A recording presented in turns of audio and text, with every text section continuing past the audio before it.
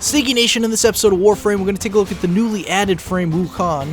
He was initially part of a trio of frames that were timed exclusive for the Chinese launch of this game, and we're eventually going to get them, but he's the first one we have so far. He's actually named after Sun Wukong, who's also known as the Monkey King, and that comes from a classic Chinese story called Journey to the West. All of his abilities are actually based on the Monkey King's lore as well, so let's go take a look at them. First up, we have Iron Jab. Explode the iron staff to its true length, knocking down anything in its path. Now this ability is pretty straightforward. You can just run up to enemies, and as soon as you cast it, you'll knock them right on the ground. And you can even knock down multiple enemies at the same time, not necessarily just one at a time. And it may not necessarily kill them, but it will at least put them on the ground so they're vulnerable to your attack, whether you want to run up and do a quick melee finisher on them, or shoot them in the face, however you prefer to get the job done, really.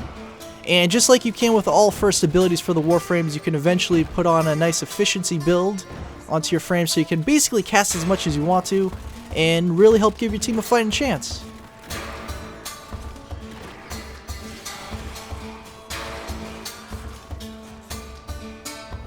Next up, we have Defy. Escape death by receiving a boost of health when killed.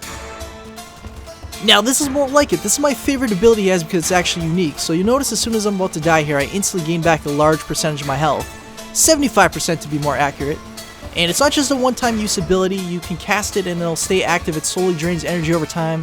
As long as you're picking up the energy orbs on the ground or having a Trinity or someone there to restore it for you, you'll keep it going. And it will restore 75% health on the first down, or what was going to be the down. And then after that, it will restore 50 and so on and so forth. So it's beneficial to recast it whenever possible so you get the maximum benefit from it. And it essentially keeps you invincible the entire time it's on, so it really gives you a fighting chance to get in there and make some magic happen. That now brings us up to Cloud Walker. Evaporate into a cloud of mist and float through the battlefield. Now this is another awesome ability. As you can see, we turn into a cloud of smoke, so obviously the enemies can't attack us, and there are all kinds of strategic elements that come into play with this that we're going to go over in a little bit. But it's important to note that this is an ability that drains energy over time. You can see I have 32 energy right now. It's not currently going down because I wasn't moving. However, as soon as I start moving, it will start to count down my energy. And there is also another timer above it, so you can't just stay put the entire time. Expect to keep it going the entire mission, unfortunately. And then, as you can see, we can actually use this to get past enemies. Maybe they're too tough for us. Maybe we want to stealth the mission. Whatever that may be, you can cast the ability, and guess what? Elevation doesn't even matter either because we can fly up in the air while it's active, we can go back down, and as you can imagine, there are all kinds of strategic elements that come into play with this. So the only thing that really matters is that you keep the power duration up so you can keep it going as long as you really need to, and you also need plenty of energy while it's going, so obviously maybe a Trinity casting her ultimate ability, helping you heal it, will actually keep it going for a longer period of time, and it also has the ability to help you get to the different objectives for whatever you're playing. Another important thing, you cannot pick up anything while it's active, unfortunately. So if you want to pick up that energy orb, you unfortunately have to leave. It's alright though. But yes, if we get into sticky situations, go right into the ability, and then they can't really do anything. If we need to get to that capsule over there, no problem, we can go right on over, and we got it! And finally, that brings us to his ultimate ability, Primal Fury. Summon the Iron Staff and unleash Fury. Now, of course, for his last ability, he needs one more that drains energy over time. As soon as you cast this, he'll bust out his Iron Staff of Fury, and then you'll unleash absolute hell on all of your enemies.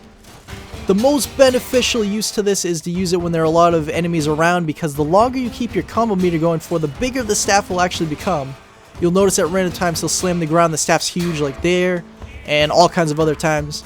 So beneficial in situations such as like survival. I'm playing survival in this video, excavation, mobile defense, basically anything where you're going to have a lot of enemies at once so you can take full advantage of it.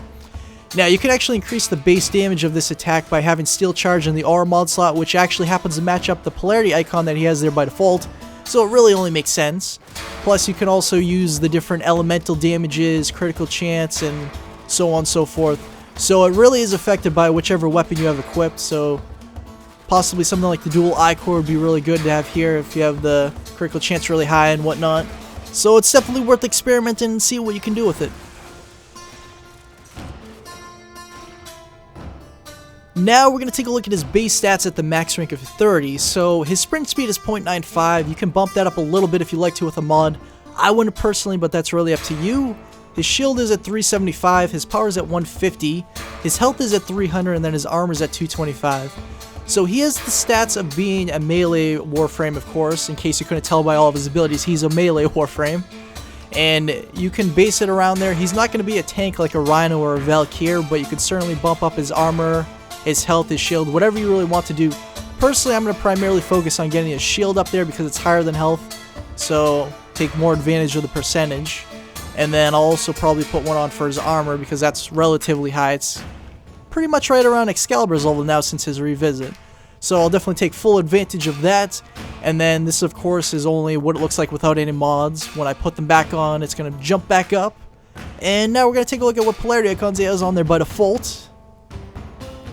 As I mentioned earlier in the aura mod slide, he has the V-shaped polarity icon there by default, so that matches up with Steel Charge. It really only makes sense to put that there. Number one, it helps his abilities, and number two, if you have it the max rank, that means you're going to get 18 points available to equip other mods on the bottom, and that's the max you can really get from an aura mod. So it only makes sense, so just put that there. And then on the top row on the bottom, there's one that matches up with power efficiency. That's what I'm going to put there when I put my mods back on, or switch back to configuration A. As you can see, I'm on configuration B right now just to show you this information. And then on the bottom left, that matches up with either redirection, steel fiber, or vitality. So take full advantage of both of those. They're there for the taking. And that'll about do for this video. Just kidding. Before we get going, I want to give you some first impressions I've had during my playtime with him so far. Personally, I don't think he's an amazing Warframe. He does have some really cool abilities though, like obviously the ability to not die is really cool and unique. He does also have the ability where he turns into mist, but that's a little bit similar to one of Hydra's abilities. It's still very cool in its own right. It's obviously different in a sense, but his other abilities are basically feel like just normal abilities. There's nothing special about them.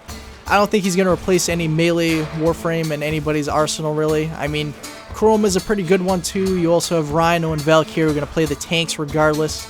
He's certainly not going to take over their position. Not that he's really meant to. He might replace like an Excalibur, but I wouldn't even do that either because Excalibur can kill so many more enemies than Wukong can. So he's going to have a hard time, I think, finding his place, especially when it comes to really high-end missions. I don't think you're going to find too much use with him personally. Maybe my opinion will change the more I use him, but I guess we'll see in the future. Now, one last thing, if you are looking to build him for yourself, you can find all of his blueprints in your clan dojo as long as you have the research done. So feel free to go and print those off and get to building if you want to check them out. But anyways, everybody, thank you so much for watching. As always, I do hope you enjoyed. Please click like and favorite if you did. And also, if you happen to be new around here, join us in Sneaky Nation by clicking subscribe so you don't have to miss any more videos in the future. And I will see you next time.